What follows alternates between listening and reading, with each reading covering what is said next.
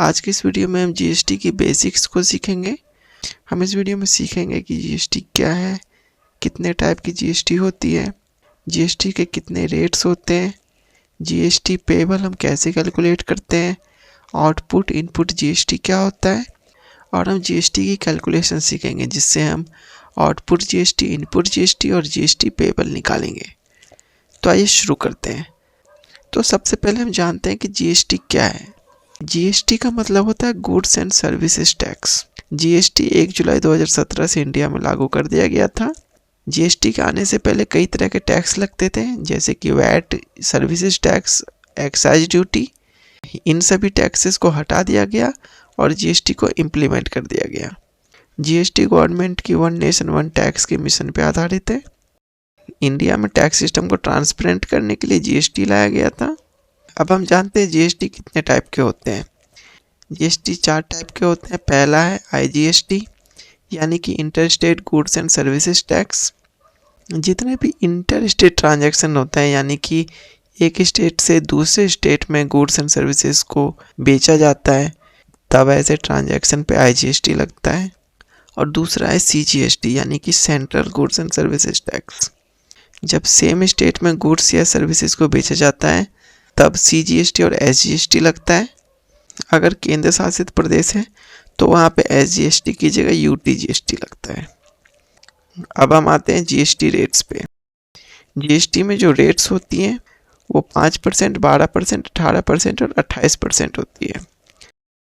जिन पे 5% जीएसटी लगता है उसमें मेनली पैकेज्ड फूड होते हैं, रेलवे टिकट्स होते हैं, एडिबल ऑयल्स होती है, शुगर टी है, ये सब होती है।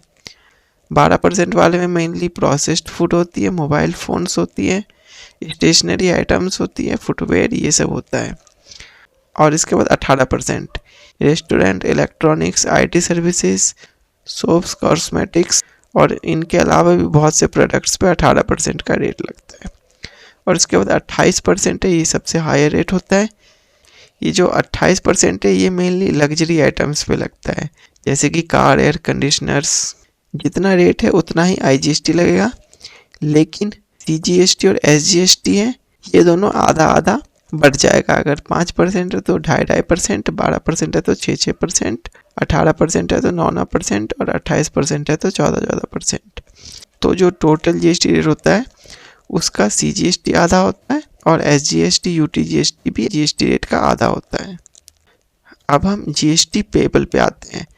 जीएसटी पेबल होता है output GST minus input GST. तो हम जान लेते हैं आउटपुट जीएसटी क्या होता है। गुड्स और सर्विसेज की सेल्स पे जो जीएसटी चार्ज होता है वो आउटपुट जीएसटी होता है, और गुड्स और सर्विसेज के परचेज पे जो जीएसटी हम क्लेम करते हैं उसको इनपुट जीएसटी बोलते हैं।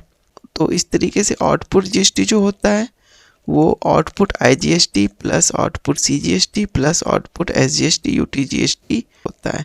और उसी तरीके से इनपुट जीएसटी भी input IGST, input CGST, SGST को जोड़ के होता है। और उसके बाद हम आते हैं आउटपुट जीएसटी पे। आउटपुट जीएसटी के 3 टाइप होते हैं, output IGST, output CGST, output SGST. अगर लोकल सेल्स है तो आउटपुट एसजीएसटी, सीजीएसटी चार्ज होगा। अगर इंटर स्टेट सेल्स है, यानी कि एक स्टेट से दूसरे स्टेट में सेल्स है, तो आउटपुट आईजीएसटी चार्ज होगा। मान लीजिए कि कंपनी ए जो कि दिल्ली में रजिस्टर्ड है वो कंपनी बी को सेल करती है जो कि दिल्ली में ही रजिस्टर्ड है, तो इस केस में आउटपुट सीजीएसटी और आउटपुट एसजीएसटी चार्ज होगा। लेकिन अगर वही कंपनी ए कंपनी सी को सेल करती है जो कि हरियाणा में रजिस्टर्ड है, तो इस केस में आउटपुट आईजीएसटी चार्ज होगा। इसके बाद हम इनपुट जीएसटी पे आते हैं।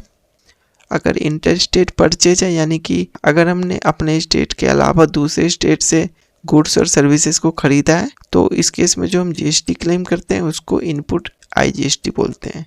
और अगर हम सेम स्टेट से गुड्स एंड सर्विसेज खरीद रहे हैं तो इस केस में हम इनपुट सीजीएसटी और इनपुट एसजीएसटी क्लेम करेंगे।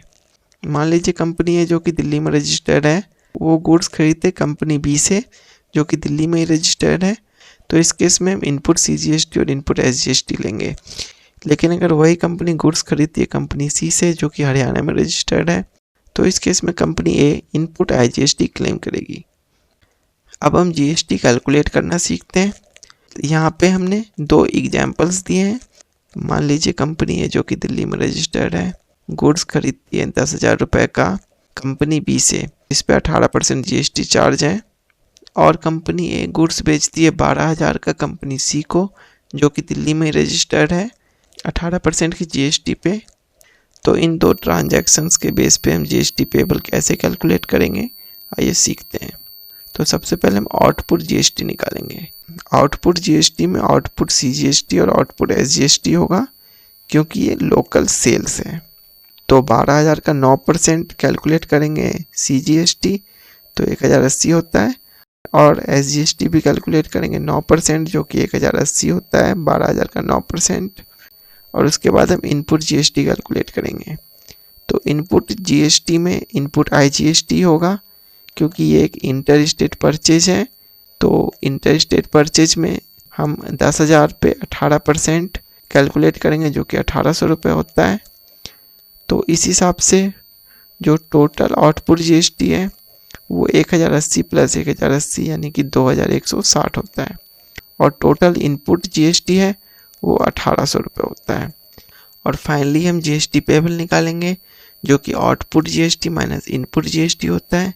तो आउटपुट जीएसटी हमने यहाँ पे डाल दिया 2,160।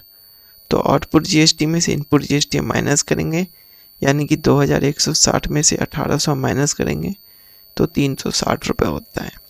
तो ये हमारा जीएसटी पेबल का अमाउंट है। तो इस तरीके से हम जीएसटी कैलकुलेट करते हैं। तो आज के इस वीडियो में हमने जीएसटी की बेसिक्स को सीखा है और जीएसटी पेबल कैलकुलेट करना सीखा है। ऐसे और भी वीडियोस के लिए चैनल को सब्सक्राइब करना ना भूलें।